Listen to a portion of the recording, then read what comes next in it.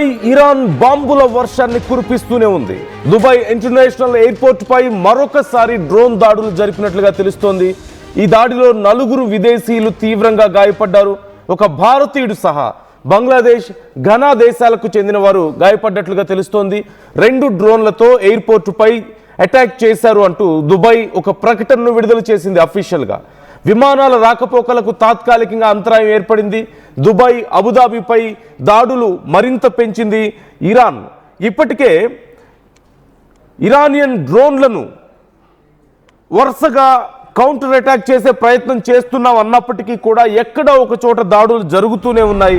మనం చూసాం గత వారం రస్తనూరా ఈ ఆయిల్ రిఫైనరీని ధ్వంసం చేసింది ఇరాన్. ఆ తర్వాత ఇక గల్ఫ్ దేశాల్లో ఉన్నటువంటి చాలా ఈ ఆయిల్ రిఫైనరీస్, ఆయిల్ స్టోర్స్ మీద వరుసగా దాడులు చేసుకుంటూ వస్తుంది.